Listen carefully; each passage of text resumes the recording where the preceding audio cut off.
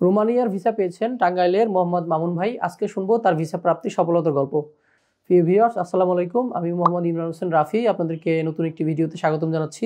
আজকে আমরা আমাদের একজন ক্লায়েন্ট, সম্প্রতি তিনি দিল্লি থেকে ভিসা পেয়েছেন, তার ভিসা সফলতার গল্প শুনবো। ওনার দেশের বাড়ি টাঙ্গাইল। আসসালামু আলাইকুম ভাই। আসসালাম। আপনাকে স্বাগতম জানাচ্ছি আজকের ভিডিওতে। আপনি তো সম্প্রতি দিল্লি থেকে ভিসা নিয়ে আসলেন। জি। তো আপনার ইউরোপের এই দীর্ঘদিনের পথ চলা, আপনার সমস্ত কিছু জার্নি আমাদের সাথে শেয়ার করেন।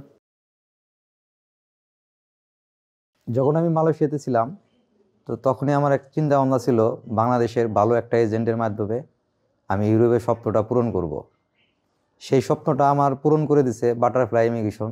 আর আল্লাহর রহমতে ওনার কাজের সব কিছু সাকসেসভাবে উনি আমাকে কাজ করে দিছে। তো আমার ওয়ার্ক পারমিট আসতে অলরেডি 4 মাস লাগছে। 28 তারিখে, ডিসেম্বরের 28 তারিখে আমি ইন্টারভিউ দিই এবং কি জানুয়ারির 5 তারিখে আমি বইটা ডেলিভারি পাই, অলরেডি 7 দিনের মধ্যে। তো আপনাদের কাছে আমার অনুরোধ, যদি আপনারা ইউরোপ যেতে চান তো বাটারফ্লাই ইমিগ্রেশনের সাথে যোগাযোগ করেন। কারণ আমি নিজে সফল হয়েছি এবং দেখে আসছি অনেক লোক, তাদের ডকুমেন্ট, তাদের কাজকাম সবই ভালো। 100% বলতে কোনো শব্দ নাই, 100% বলবো না আমি, 1% হতে পারে এদিক ওদিক, কিন্তু তাদের সব এজেন্ট আছে না, তাদের কাজকামটা অনেক ভালো, অনেক সুন্দরভাবে কাজ করে। তো আমি আর কি বলবো ভাই, কারণ আমি নিজেই ভিসা বাইয়ে নিয়ে আসছি। তো দোয়া করবেন এবং কি বাটারফ্লাই ইমিগ্রেশনের সাথে আপনারা যোগাযোগ করেন এবং কি সে অনেক ভালো লোক, ইমরান রাফি সাহেব।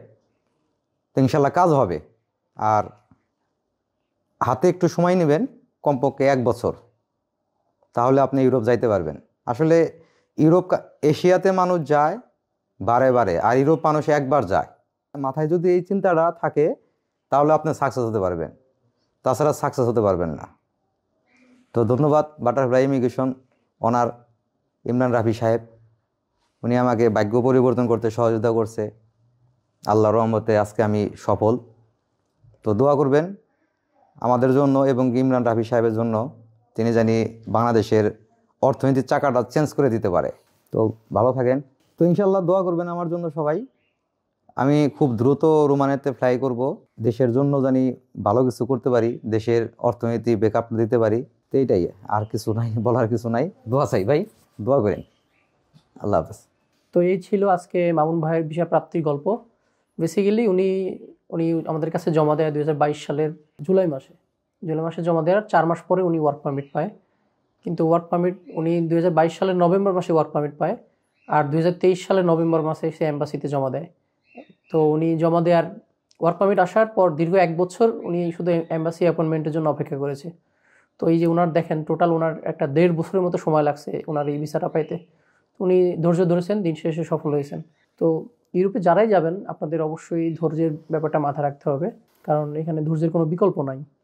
আপনি যেই প্রতিষ্ঠানেই জমা দেন না কেন, যেখানেই জমা দেন না কেন, তারা যদি ভালো হয় তাদেরকে সময় দিয়ে সহায়তা করবেন, ইনশাল্লাহ আশা করি দিন শেষে ভিসা পাবেন। তো সবার জন্য শুভকামনা রইল।